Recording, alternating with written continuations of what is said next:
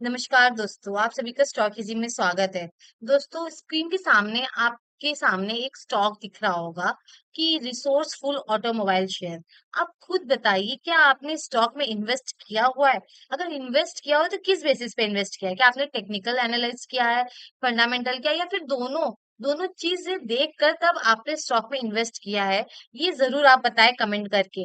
चलिए हम स्टॉक के रेड फ्लैग को देखते हैं और देखते हैं क्या स्टॉक इन्वेस्ट करने लायक है या नहीं। क्योंकि ये स्टॉक अगर आप देखेंगे सामने ही आपके दिख रहा है कितना छोटा है। देख रहे हैं आप, इसका मार्केट कैपिटल मात्र 11 करोड़ का है। और अगर आप इसके डेट पे नजर डालें तो 12 करोड़ का इसका डेट है। अब आप बताएं, ऐसे स्टॉक्स जो होते हैं क्या ये एक फाइनेंशियल स्ट्रेस में नहीं जा सकता? क्योंकि इसके मार्केट कैपिटल के कंपेयर में इसका डेट काफी ज्यादा है यहाँ पर। अगर आप देखेंगे कौन से इसके पीयर्स अगर आप देखें तो ऑटो डीलर है ये एक ऑटो डीलर का सेक्टर से है। और अगर आप यहाँ पे देखें कंपनी के, तो आप देखो अर्निंग पर शेयर कितना है, कंपनी 8 रुपए कमा रही है। और यहाँ पे स्टॉक पी यहाँ पे 5 है, 5.38 है। तो क्या ये कहना चाहते हैं कि स्टॉक अभी अंडर वैल्यूड है? अब इसका मतलब अगर हम एक चीज ये बस एक इसके रेशियो नंबर को देखें तो हमको ये बता देगा कि ये तो अंडर वैल्यूड है। तो क्या हमें जाके इसमें इन्वेस्ट कर देना चाहिए? क्या ये हमें कभी मुनाफा बना के दे पाएगी? एक हमने रिसर्च रिपोर्ट पढ़ा था, वो था वैल्यू इन्वेस्टिंग के बारे में था वो रिसर्च रिपोर्ट।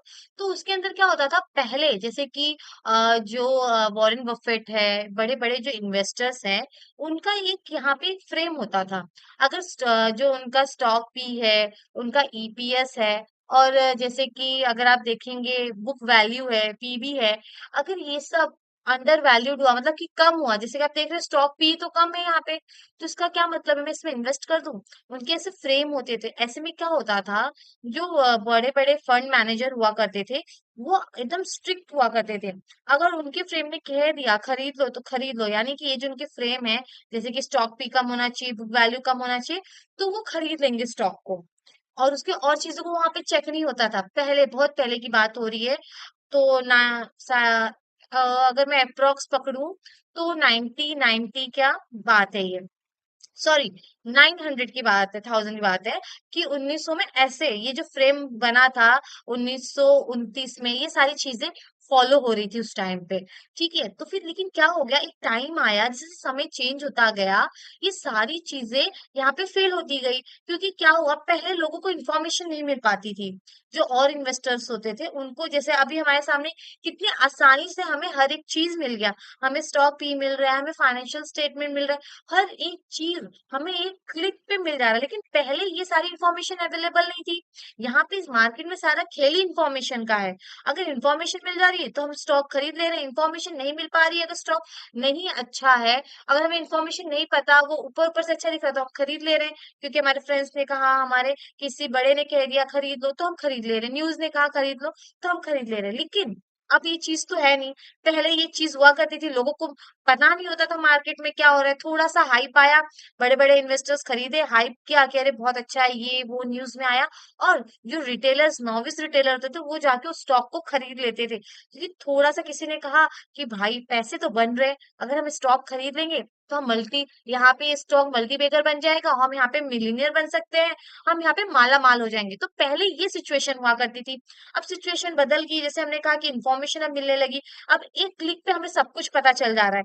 तो वही चीज यहाँ पे अब हो रही है। अब यहाँ पे ये तो हमें बोल रहा है कि खरीद लो, मैं तो अंडर वैल्यूड है, क्या आप खरीद लेंगे? नहीं खरीदेंगे, क्योंकि एक नंबर, एक रेशियो नहीं डिसाइड करता हमारे लिए कि ये स्टॉक अच्छा है या बुरा। तो हम थोड़ा इसको नीचे जाएंगे, इसको एनालाइज करेंगे कि स्टॉक में चल क्या रहा है। सबसे पहले हम क्या देखेंगे, इसके प्रॉफिट एंड लॉस को जाके देखेंगे। ये है इसका रेवेन्यू। अब आप देखें इसका सेल्स कितना है, यानी कंपनी कितना सेल कर पा रही है, रेवेन्यू कितना जनरेट कर पा रही है। वो 2021 में 11 करोड़ का इन्होंने रेवेन्यू जनरेट किया था। और यहाँ पे अगर आप देखेंगे 5 साल में इनका 20 करोड़ का हो गया है। मोटा माटी पकड़ लीजिए 21 करोड़ मान लेते हैं, क्योंकि 20.84 करोड़ का है। ठीक है, लेकिन अगर आप एक चीज देखेंगे, वो चीजें आपको यहाँ पे थोड़ा परेशान करने वाली है। यहाँ पे इनके ऑपरेटिंग प्रॉफिट पे नजर डालिए। कंपनी का ऑपरेटिंग प्रॉफिट देख रहे हो कितना छोटा है। ये कंपनी रेवेन्यू जनरेट उतना नहीं कर रही है। अगर आप इसके करंट प्राइस को, यहाँ पे करंट प्राइस कितना है, 43, 43 है इसका करंट प्राइस। आप इसकी इसी अगर बिजनेस को देखिए, आप ये एक हाइप आपको नहीं लगता? कई अच्छे अच्छे बिजनेस है। एक टाइम था अशोक लीलैंड इस पे ट्रेड कर रहा था, क्या वो इसके जैसा रेवेन्यू जनरेट कर रहा था? एक टाइम होगा, आप भी जानते होंगे, अगर आप स्टॉक मार्केट को फॉलो करते हैं आपको पता होगा, एक टाइम था स्टॉक प्राइस उससे भी नीचे गई हुई थी, लेकिन क्या इन्होंने रेवेन्यू उतना ही जनरेट किया था? इतना कम रेवेन्यू जनरेट करने पे आप क्या इसको इतना ज्यादा हाइप देंगे? क्या आप इसको इतना ज्यादा रिवॉर्ड करेंगे? देखिए रेशियोज तो हमें कह रहा है ये स्टॉक अंडर वैल्यूड है, लेकिन जब हमने इसके रेवेन्यू को चेक किया तो रेवेन्यू तो कह रहा है अभी भी ये स्टॉक ओवर वैल्यूड है, क्योंकि कंपनी प्रॉफिट नहीं बना पा रही है। इसके ऑपरेटिंग प्रॉफिट देखिए, ऑपरेटिंग प्रॉफिट का क्या मतलब है? कोर बिजनेस से कितना पैसा आ रहा है, कंपनी का जो कोर प्रोडक्ट है उसको बेच के वो कितना पैसा कमा रहा है, ये है कोर बिजनेस। कोर बिजनेस ही मायने रखता है। तो कोर बिजनेस से कितना प्रॉफिट जनरेट हो रहा है? यहाँ पे देखिए 1.94 यानी कि 2 करोड़ पकड़ लीजिए। आप देखेंगे 2025 में क्या हो रहा है, इसके ऑपरेटिंग प्रॉफिट गिर चुका है। इसकी मार्जिन को देखेंगे तो मार्जिन कोलैप्स है। यहाँ पे 15% से ज्यादा है इसका मार्जिन, यानी कि इबिटा मार्जिन।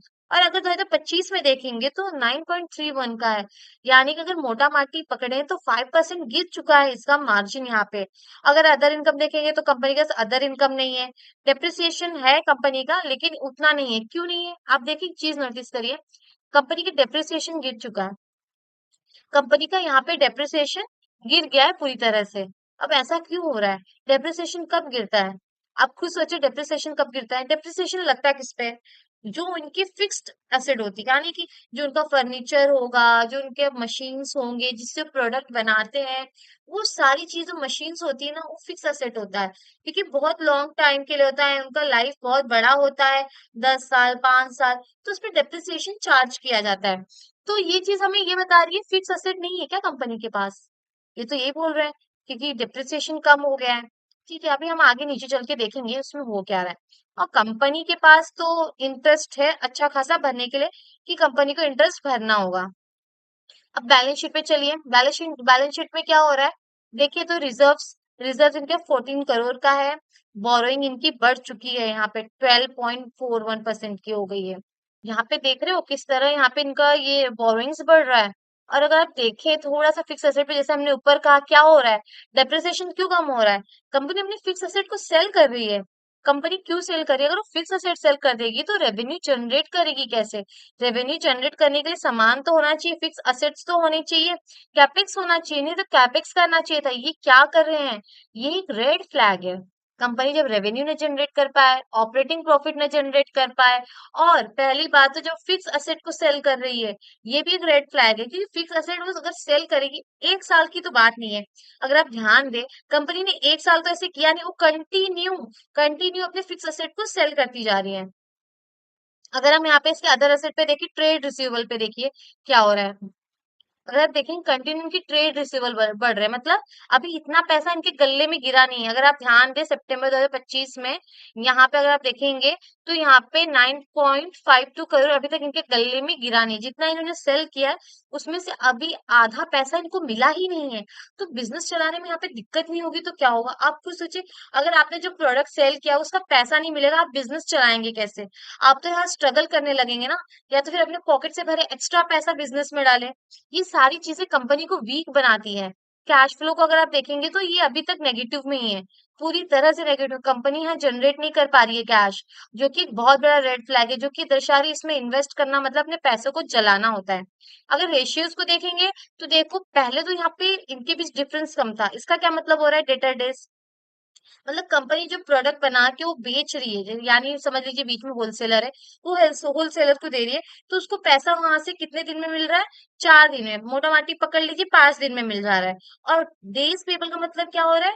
मतलब जहां से उसने रॉ मटेरियल खरीदा है उसको अपना प्रोडक्ट बनाने के लिए, रॉ मटेरियल जहां से खरीदा उसको 15 दिन में देना पड़ा। मतलब कंपनी यहाँ पे अपने पैसे ना यूज करके जो उसको पैसे देने थे वो पैसे यूज कर रही है। ये एक अच्छी चीज है, एक अच्छा साइन है। लेकिन धीरे धीरे यहाँ पे चीजें उल्टी होती जा रही है। देखिए देख लो किस तरह यहाँ पे उल्टी हो गई। अब उसको पैसे 90 दिन में मिल रहा है। वो अपने होलसेलर को अगर ये प्रोडक्ट अपना बना के दे रहा है तो उसको 90 दिन में पैसे दे रहे हैं, और जहां से उसने इसको बनाने का रॉ मटेरियल लिया है वो उससे यहाँ 3 दिन में पैसे मांग रहा है। अब बताइए पैसा देगा तो देगा कहाँ से? अब वो क्या उससे अपने पॉकेट से पैसे देने होंगे? मतलब यहाँ पे उसे एक्स्ट्रा पैसा लगाना पड़ रहा है अपने बिजनेस को चलाने के लिए, और जो उसने प्रोडक्ट सेल किए वो पैसे अभी तक नहीं मिले। ये एक रेड फ्लैग है, ये साफ साफ दिखा रहा है कि मैनेजमेंट का परफॉर्मेंस यहाँ बहुत ज्यादा खराब है। मैनेजमेंट यहाँ कैश जनरेट करने में सक्षम नहीं है, वो अपने वर्किंग कैपिटल को यहाँ पे संभालने में सक्षम नहीं है बिल्कुल भी। ये चीजें हमें यहाँ यही दर्शा रही है। अगर यहाँ पे इन्वेस्टर्स को डाल के हम देखें तो आप देखेंगे कि यहाँ पे एफआईजीआई बिल्कुल भी इंटरेस्टेड नहीं है, यानी यहाँ पे जो इंस्टीट्यूशनल्स है वो स्टॉक, ये स्टॉक को पसंद नहीं कर रहे हैं, क्योंकि इसके अंदर कुछ है नहीं, इनका कोई बिजनेस नहीं है पहली बात तो। ये देखना एक टाइम आएगा इनका रेवेन्यू आपको जीरो होते हुए दिखेगा, और जो यहाँ पे टू डिजिट में आपको शेयर प्राइस दिख रहा है वो एक डिजिट में हो जाएगा। और यहाँ पे आप देख रहे हैं क्या हो रहा है, देखिए नंबर्स ऑफ शेयर होल्डर कितने कम है। अब देख रहे हो कि बहुत ज्यादा नहीं कम लग रहे हैं, ये तो इन्होंने लेके रखा हुआ है, यहाँ पे 13% का होल्डिंग इनका है। और अगर आप देखेंगे तो सिर्फ 407 है, मतलब नंबर्स ऑफ शेयर होल्डर बहुत कम है। रिटेलर्स अभी बहुत कम इसके अंदर इन्वॉल्व हो पाए हैं, और यहाँ पे जो बड़े लार्ज नंबर के जो इन्वेस्टर्स है उनका ज्यादा इसमें हिस्सा है, क्योंकि अगर आप देखेंगे तो 38.59% की होल्डिंग है इसमें पब्लिक की। तो इसमें सिर्फ पब्लिक इन्वॉल्व नहीं है, किसी ने बहुत ज्यादा मात्रा में शेयर्स लेके यहाँ पे रखा हुआ है, होल्ड करके रखा हुआ है अभी।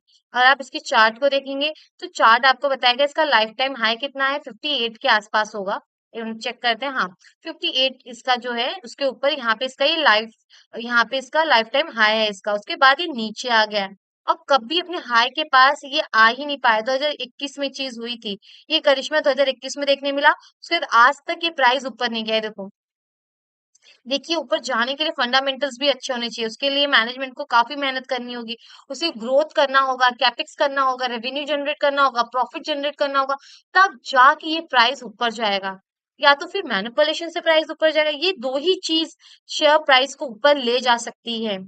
तो कभी भी क्या, अगर स्टॉक में इन्वेस्ट करना चाहते हैं तो आपको ना ऐसे स्टॉक्स को इग्नोर करना चाहिए जो रेवेन्यू ना जनरेट कर पाए। आपको देखना चाहिए कंपनी क्या कर रही है, मैनेजमेंट कितना सीरियस है अपने बिजनेस को लेके, क्या उसके अंदर कॉन्फिडेंस है कि फ्यूचर में ग्रोथ कर पाएगी, क्या उसका कोई ग्रोथ स्टोरी है, रोड मैप है। ये सारी चीजें देखने के बाद ही आप किसी स्टॉक में इन्वेस्ट करिएगा। तो दोस्तों आज के लिए वहीं रुकते हैं, अगर वीडियो आपको यूजफुल लगा तो लाइक कमेंट सब्सक्राइब जरूर करें।